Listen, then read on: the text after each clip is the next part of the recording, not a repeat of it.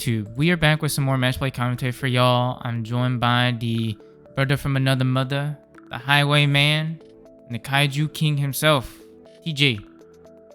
What do you think the first guy that ever went bald felt like? Like, was it like before we had evolved into humans, when we were just monkeys, just apes? Like, do you think there was like a bald ape that all the other apes just were like, like pointed at and laughed, and he was just like, like how I sound, I think he probably was like revered. He was probably like, this man's a chosen one. They looked at him as a god. This is food for thought. Yeah. What do you think the first bald person ever in the world felt like? Drop your comment down below.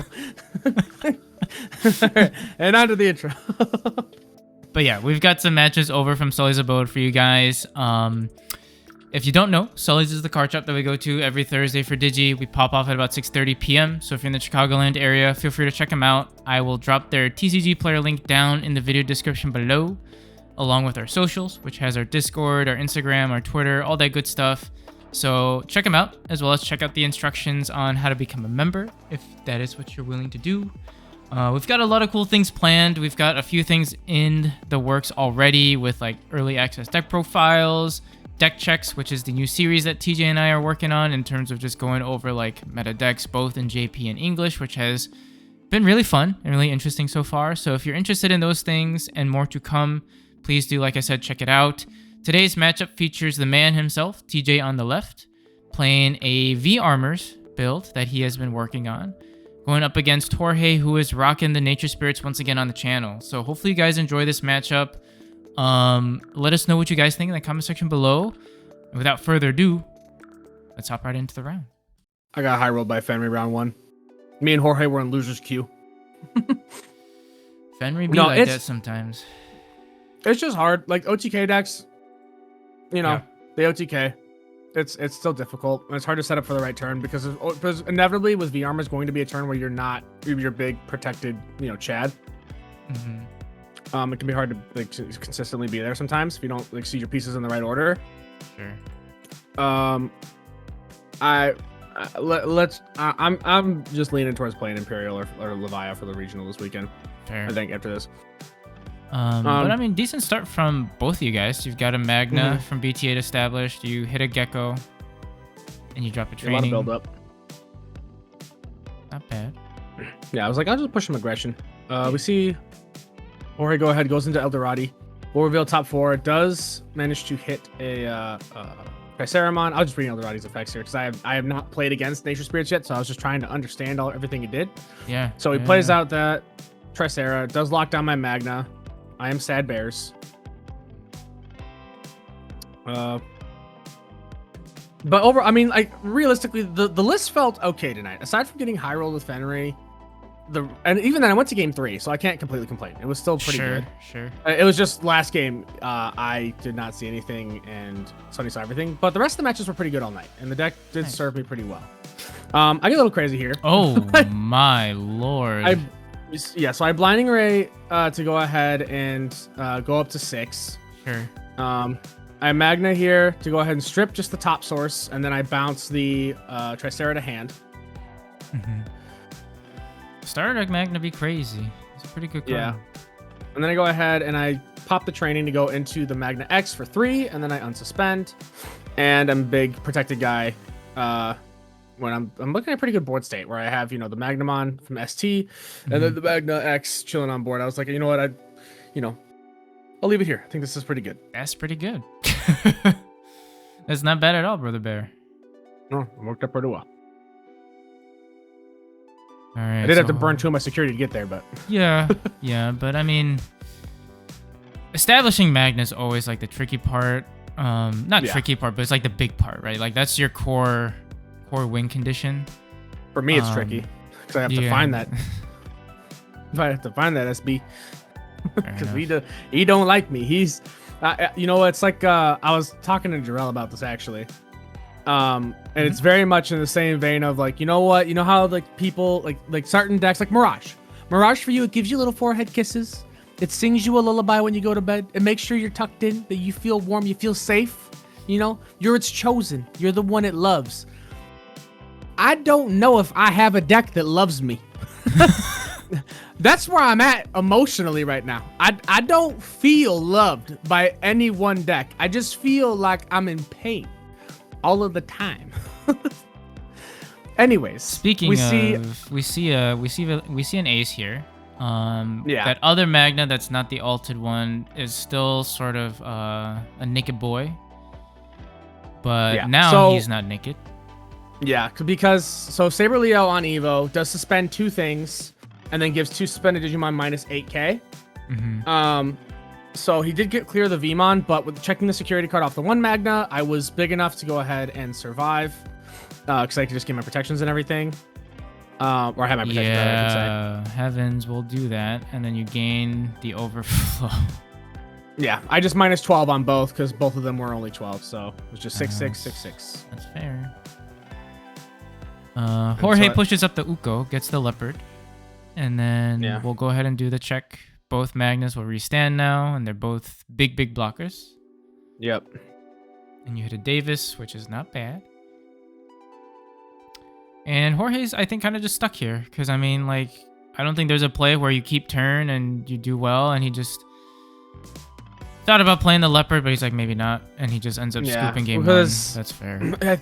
He was thinking it was an on play, but he's like, wait, no, that's one Digivolving in main. I can't just drop that and do things.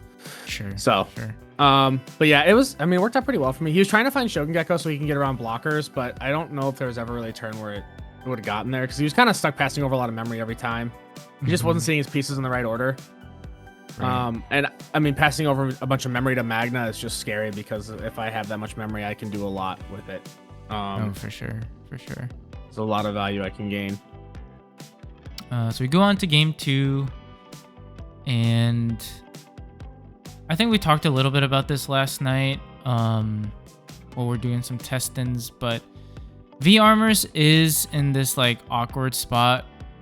I think you would agree, right? Where it's like you want to rely on Magna X, but obviously as a 4-of card in a 50 card deck, you can't just like rely on constantly drawing it. And you end up putting yourself in a situation where like sometimes you're stuck trying to just do Vmon Rush, which can work, but the game has evolved in a way where like that strategy can be very easily countered. So like it's sometimes you're put in an awkward situation. But I do like this card a lot. Promo Davis is very good. And as we see you scoop 2 of them up, I think early turns is very, very good.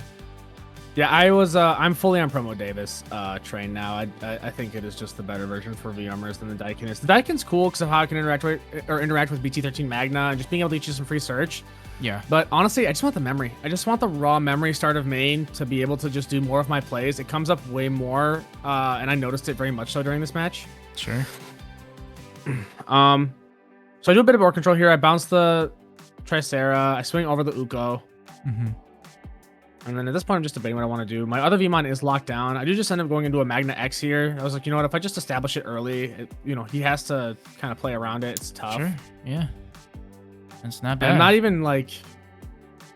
I mean, early Magna X will never hurt anybody outside of your opponent. Yeah. All right. So... another Daikin. Or not Daikin, sorry. Another Davis. Have a Magna. So there he is again. But swing. Yeah, draw 1. Another We'll ace. go ahead and Evo here. We'll suspend and then minus 8.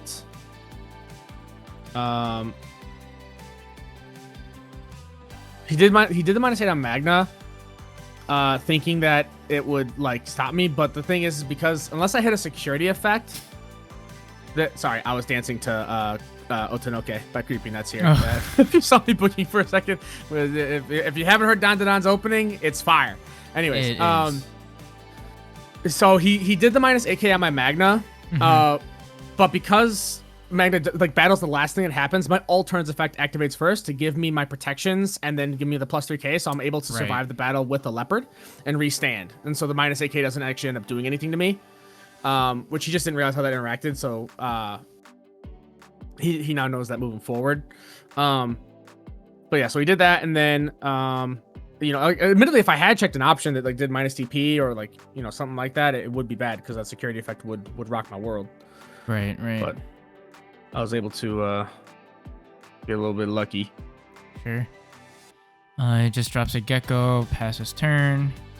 And I mean, I think you're sitting in a very good spot here. The Davis is giving you 2 memories, also pretty nice. So you have access to a little bit more play extension, and you end up just nuking the board, which will end up keeping turn. You can start just doing the ting. So I can do a check, unsuspend. I'm now big 16k guy. Yeah. Swing with the BT13 Magna, check a Starmon, big guy living. And I mean, you've got just debating what I want to do. Yeah, I mean, I think you also just have you end up swinging here, but you sort of have like the world at your feet, right? Like, I don't think you have like a terrible play outside of like giving Jorge like 10 memory, right? Like, you can choose to play a little bit more conservative and just set up. You can go aggressive. I think Nature Spirits doesn't have like a ton of options outside of maybe like a Heavens. Jorge does. Yeah, he does scoop here. He just got stuck. You're right. It's like you were saying earlier. I think, or maybe it was in the previous video or earlier in this. I can't remember. But like, the Nature Spirits are just too fair right now. For some reason, Bandai was like, we can't give this deck anything too nice. We have to make sure that it's very reined in. Which we know we're supposed to be getting more support for it in EX-8. I believe that's been confirmed, if I recall correctly, along with NSO and some other stuff. Sure. But it's just a weird thing. I don't understand why they did what they did. Like, Saber-Leo doesn't have an inheritable. Eldorado doesn't have an inheritable. Like, there's nothing like that T-Lock gains. But I don't know. I want the deck to be good because it's a neat strategy. I like the idea of just having this like menagerie of Digimon that are all like part of like a tribe. But yeah, no, it needs a little. Yeah, exactly. It just needs a little bit more love, a little bit more support. But who knows? Who knows? Maybe, like you said, the new stuff will put it back on the map, but only time will tell. But hopefully you guys enjoy this matchup. Let us know what you guys think down in the comment section below. And hopefully we catch you on that next video. Bye-bye.